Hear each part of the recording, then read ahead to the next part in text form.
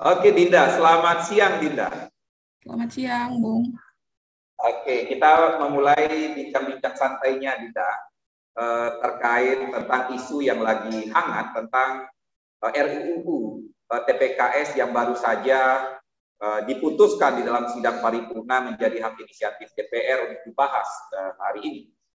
Saya mau menanyakan pertama kepada Dinda, karena kita tahu kampus tidak terlepas dari bagaimana tindak kekerasan atau pelecehan seksual yang juga marak di dunia kampus. Karena beberapa waktu yang lalu kita sempat juga dihebohkan oleh berita seorang dosen yang akhirnya melakukan sebuah tindakan kepada seorang mahasiswi, gitu ya, tindakan kekerasan.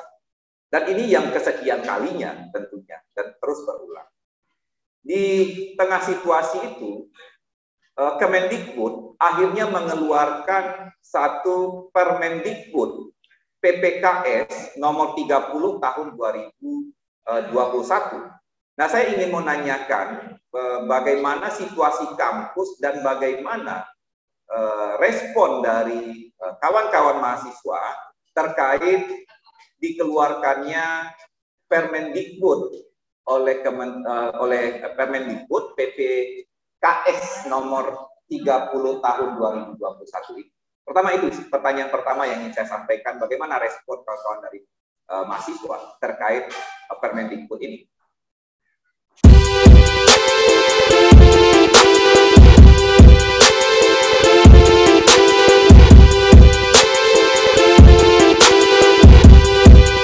Ya, terima kasih Bung Ilham.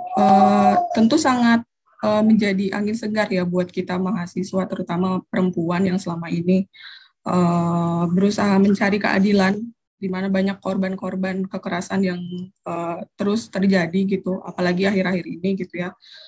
Sekalipun ruang kampus selama pandemi itu tidak ada di kampus, maksudnya tidak di lokasi gitu, pindah ke rumah, tapi ternyata ruang-ruang seperti rumah pun juga tidak aman gitu kan buat perempuan. Jadi undang-undang seperti ini, Permendikbud dari yang dikeluarkan ini menurut kami sangat membuat kami senang gitu. Jadi kami tahu gitu langkah hukum apa yang akan kami lakukan ketika terjadi kekerasan di kampus seperti itu. Ya, Permendikbud nomor 30 ini sudah dikeluarkan. Apakah ini belum cukup gitu sehingga masih dibutuhkan undang-undang TPKS ini untuk diundangkan?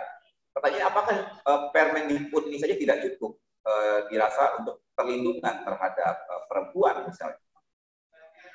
Saya rasa belum cukup ya, karena kan kekerasan seksual itu tidak hanya terjadi di sekolah gitu, tidak hanya terjadi di ruang-ruang pendidikan, tapi ketika pindah ke rumah pun, sekolah pindah ke rumah, ternyata perempuan pun juga tidak aman gitu.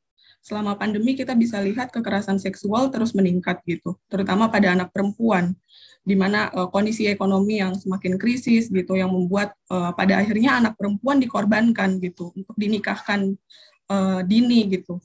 Jadi ada banyak kasus-kasus perkawinan anak juga kan. Jadi ternyata memang kekerasan seksual itu tidak hanya terjadi di ruang-ruang sekolah, tapi juga ketika sekolah pindah ke rumah, anak perempuan tidak terlindungi gitu. Jadi kenapa undang-undang ini sangat penting gitu untuk perempuan, terutama anak perempuan. Ya, artinya undang-undang ini tidak hanya untuk dunia kampus atau perempuan di kampus, tapi ini berlaku bagi seluruh rakyat, perlindungan terhadap seluruh kaum perempuan. Oke, saya mau menanyakan lagi tentang biasanya apa bentuk-bentuk tindak kekerasan atau pelecehan yang dilakukan atau yang terjadi di dunia kampus itu, dan modusnya biasanya seperti apa, dan siapa yang menjadi pelaku biasanya? Kalau yang terjadi itu biasanya antara dosen ke mahasiswa, seperti guru ke murid gitu. Jadi ada gap hierarki gitu kan yang membuat perempuan mahasiswa tuh semakin lemah gitu. Selain karena ada gap dari dosen ke mahasiswa, ada juga pemahaman dari pandangan masyarakat patriarkis yang menganggap bahwa ya perempuan itu adalah objek gitu, dan ada semacam dominasi gitu. Jadi bentuk-bentuk kekerasannya seperti misalnya kalau misalkan mau nilai bagus, kamu main ke rumah gitu, atau ntar diiming-imingi segala macam, terus ujung-ujungnya dilecehkan gitu.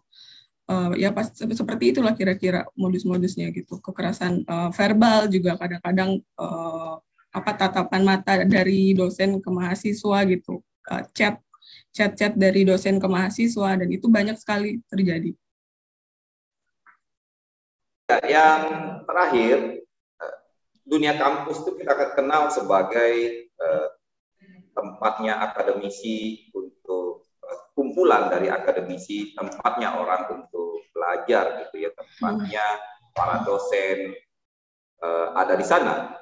Lalu apa biasanya upaya-upaya yang dilakukan oleh pihak universitas atau pihak kampus dalam kerangka mengantisipasi hal-hal tersebut?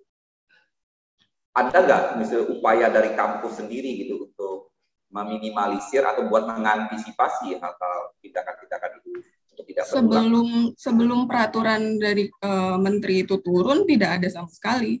Jadi ketika ada kasus kekerasan yang terjadi di kampus, ya kita kebingungan gitu, kita harus mencari keadilan kemana gitu kan. Nah makanya ketika peraturan ini hadir, mengisi kekosongan, ya tentu ini menjadi angin segar bagi kita gitu.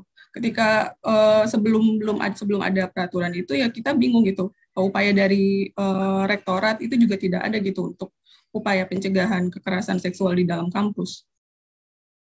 Saya minta terakhir, apa yang seharusnya atau sebagai pesan terakhir dari Dinda untuk kawan-kawan mahasiswa yang ada pada hari ini, khususnya kawan-kawan perempuan yang di dunia kampus dalam menyikapi persoalan-persoalan tindak kekerasan, diskriminasi, dan pelecehan terhadap perempuan ini, apa yang harusnya atau apa pesan Dinda kepada kawan-kawan yang lain pada siang hari ini?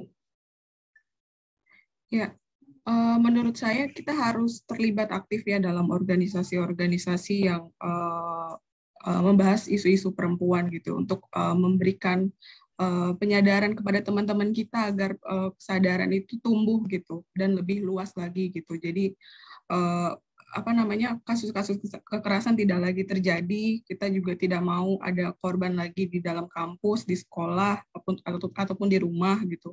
Kita harus ya seperti yang kata Mbak Jum bilang tadi, kita perempuan harus terlibat gitu, terlibat aktif, bukan hanya sekedar pengikut gitu. Jadi mungkin itu yang saya inginkan dari teman-teman perempuan untuk terlibat dalam isu-isu krusial seperti ini gitu. Dinda, terima kasih banyak sudah bisa ikut hadir dalam webinar Partai Buruh hari ini. Terima kasih juga sudah diundang. Ya,